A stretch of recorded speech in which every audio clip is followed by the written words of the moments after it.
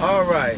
When we think about weight loss consulting, there are so many different aspects that we need to focus on, but some of the basic things are going to be, the very first one, right off the bat.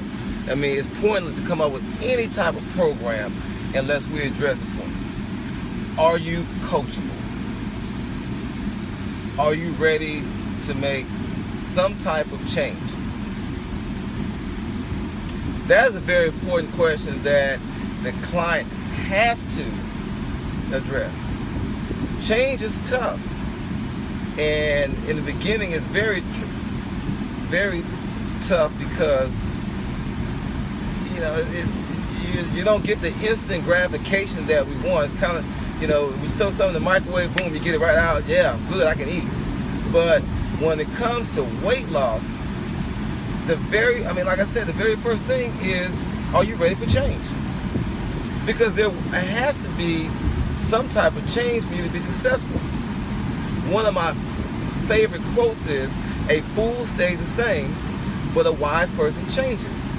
Now, when we talk about change, we're not talking about you going from eating hamburgers, fries, going out to eat all the time. We talk about just small changes in the beginning. One of Weight Watchers' motto is small change, huge success. And really and truly it is. There are so many small changes. And to be quite honest, it's a series of small changes that leads to the success. But if you don't want to make any changes, or you're resistant to the most important ones, then there's no need to even have a program. So in the very beginning, step one, are you really ready for change? Now, I'm not talking about change as in your body changing. Are you willing to make the commitment to change? Without that, it's pointless. Now, the other thing, when we talk about commitment to change, what other variables are involved that keep you from making that change? It could be your spouse, it could be your family, it could be your job, things like that. Those type of situations also make it extremely challenging to make a change. So you got to start looking at some of the outside influences as well too, and making sure that those outsiders, whatever that might be, are not going to keep you from making changes. So once we get that out of the way, we got our team around us that's very supportive. And when I say support, they don't have to be cheering you on, but at least allow you the opportunity to change. Keep the different variables. So that after that, then we start to focus on the diet. Step one, it's called discovery phase. We start putting it on paper. What are we doing? What are we not doing?